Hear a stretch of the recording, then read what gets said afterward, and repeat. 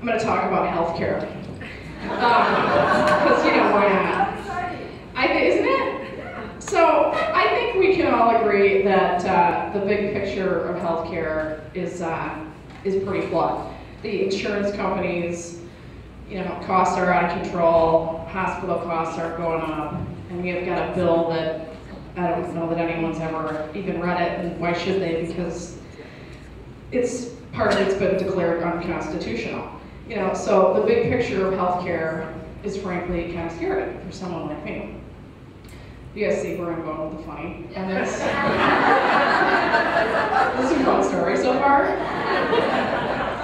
But when you have an autoimmune disease or any other disease or even a broken leg or a concussion, the big picture kind of goes away and you find yourself staring at the little picture, and you get to see how painfully flawed that is and how scary it can be when you're in the trenches. Now, I have a rheumatologist, and she's kind of my coach. She's sort of the director of the healthcare needs, and she sends me all over town for whatever it is, whether it's a neurologist or a orthopedic, whatever. So I get to see all kinds of stuff, and it can get a little unnerving because you have, these doctors don't necessarily agree with each other, and they send you, one test might be look in a machine that looks like it came off a space shuttle, and the next day they use something that looks like they pulled it off the set of Lost in Space.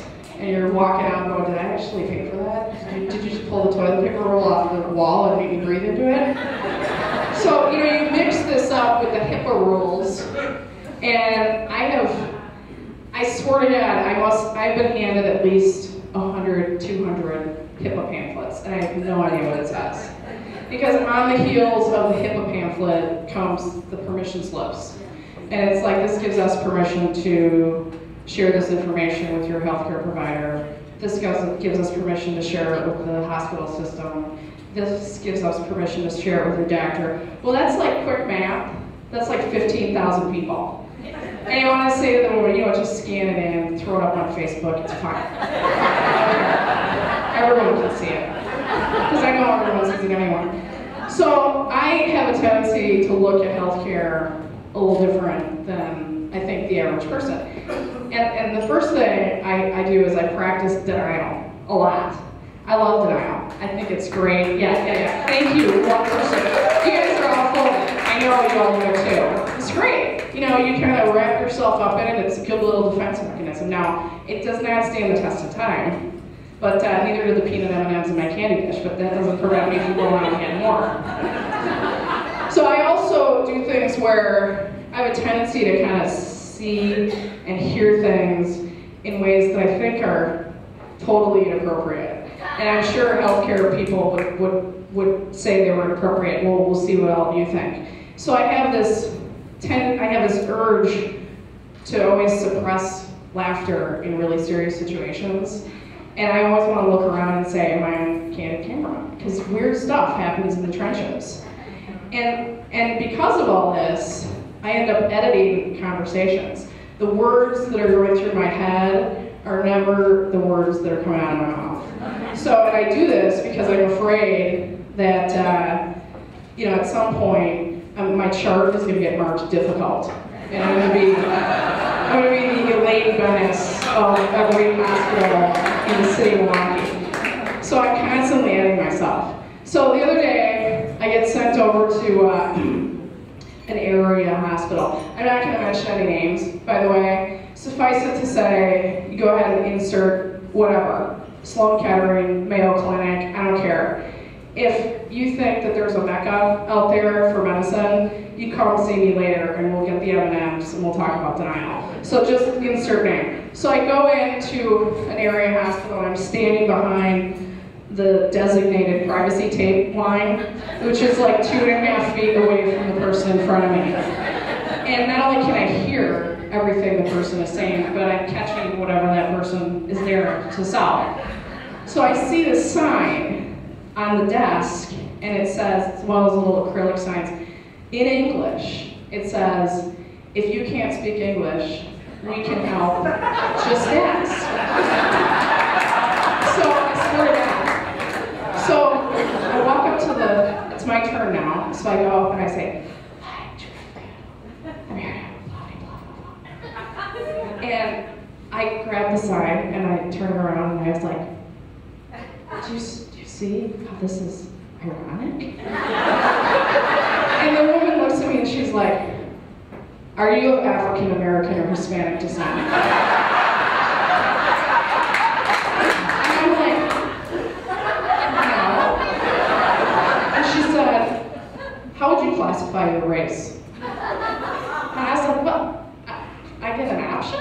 Right, Caucasian. And then she goes, "Okay, Miss Pandal," at the top of her lungs, "you can have a seat right over there." This kind of weird stuff happens all the time. And sometimes it happens when I'm with my rheumatologist. One day, I'm getting ready to start this new lupus drug, right? And this was like 5 years ago. And I have been told like 15 times, you cannot drink on this drug. You cannot drink on this drug. You cannot drink on this drug. You cannot drink on this drug. So it takes me a while to warm up to this, you can't drink on this drug. So finally, I say, okay, I'll do it. And I'm sitting in her office, and she says it again, you cannot drink on this drug. And then she says, well, you can have an occasional drink. And I was like,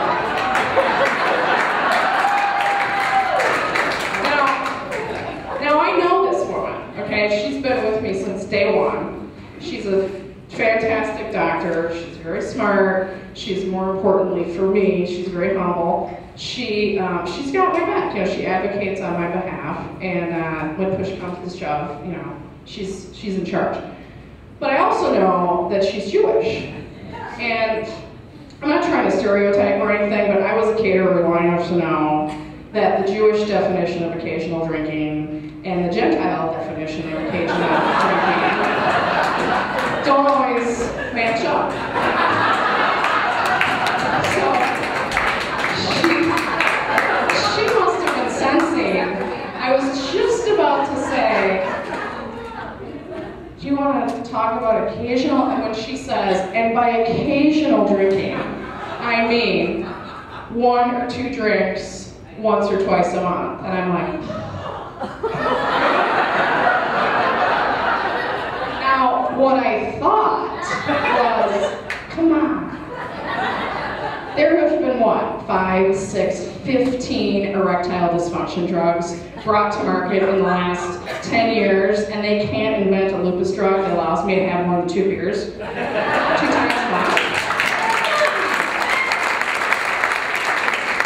But what I said was, oh yeah, that's my definition of occasional.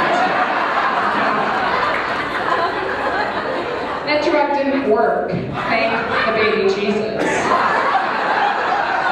I have been so excited about having arthritis in my life. I was like, oh, somebody give me a beer.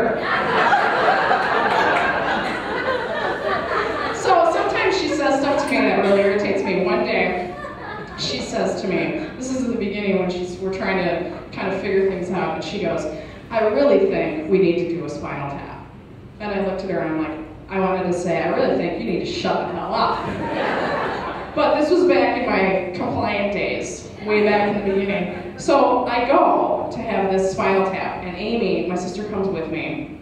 And we get out to an area hospital, and we're at the doctor, we're in the office, and the real doctor, my doctor, says to me, well, I'm not gonna do it, because I'm getting kind of old, but we got someone else who's a real pro who's gonna do it for you.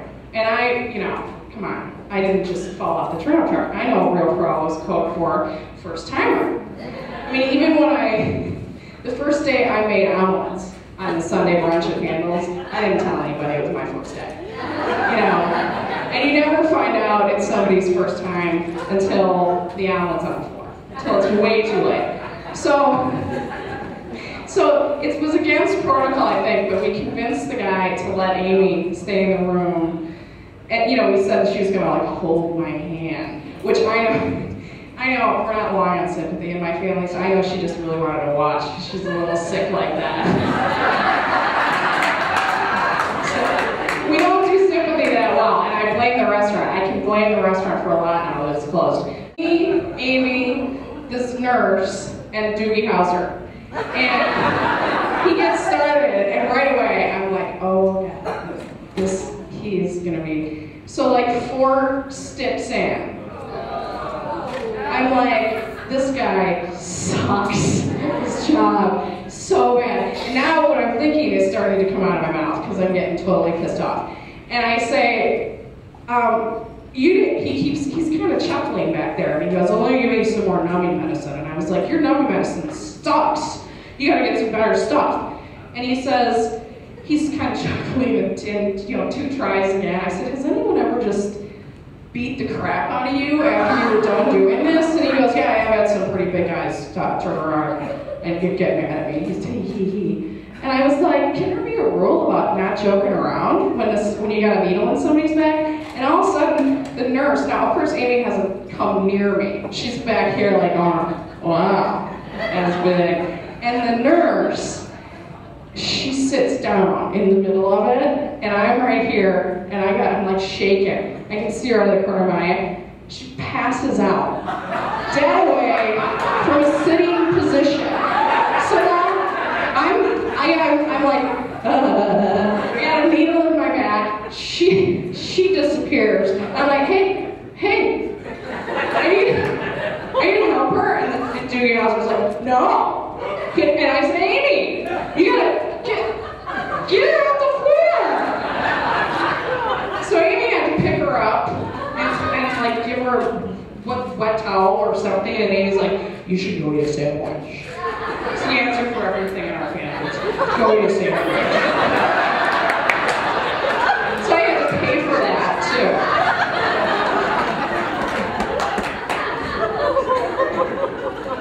Yeah, there's some weird stuff that happens. I totally forgot my last story. Oh yeah. This happened so recently I forgot it. That's why, because I think my memory it doesn't do the last month. So, Christmas Eve. So, I was having a little problem with my hips over the holidays, and I had to go to an MRI. And my doctor says, I really think you need to have an MRI. And I was like, oh God, okay. So, I don't know how many of you have had this, but this is how it works.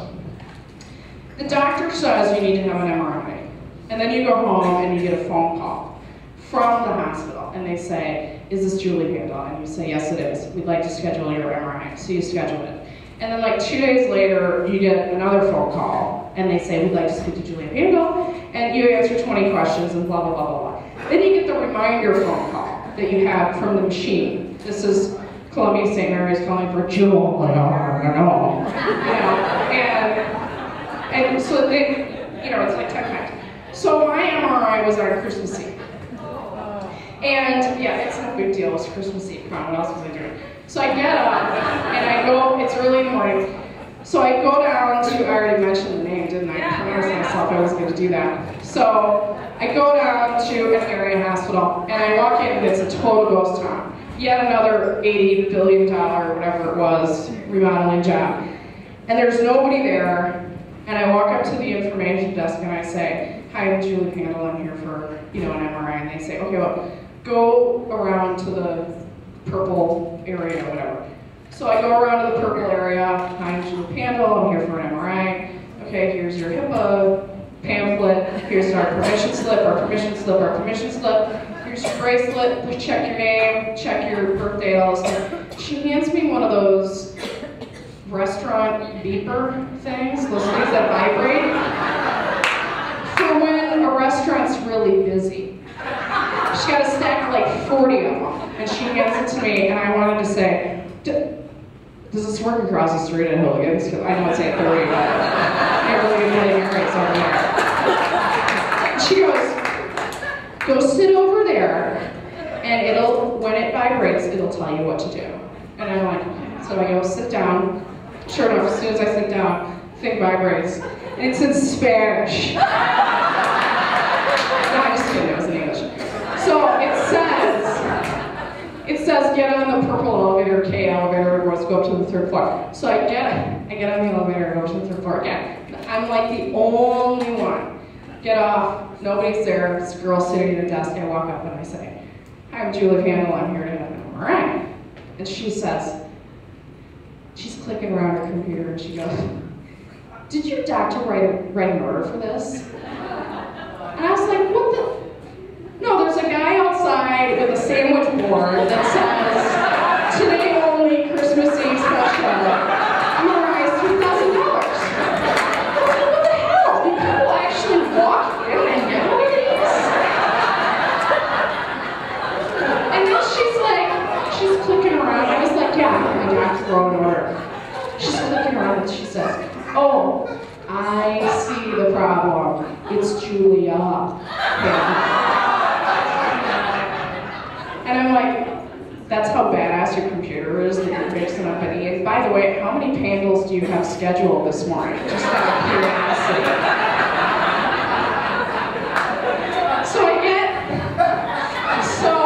She takes, I swear to God, I can't make this stuff up. So I get into the room, I change my clothes, and the girl that picks me up is a total bitch. Now I know it's Christmas Eve, so I'm just giving her some slack. I'm like, whatever. And I get into the machine, and now I know that I'm going to have inappropriate laughter, because I've been in an MRI machine before. And I know it's inappropriate to be laughing now. But this is what they say. They say, hey, do you want headphones? Do you want to listen to some music? And I was like, oh, sure. And because I do, it's like I set myself up for it. So I get into the machine, I got the headphones on, and this is exactly what you hear. And for all of you who've had one, you know exactly what I'm talking about. This is how it goes. It's Christmas Eve, so it's like, oh, the weather outside is fine.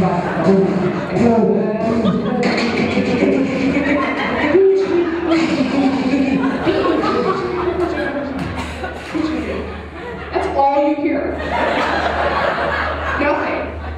So, for 45 minutes, and once in a while you'll hear like, I get no cake.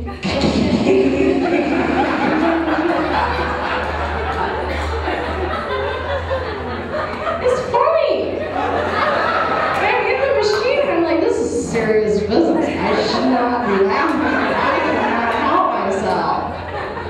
This is bad. So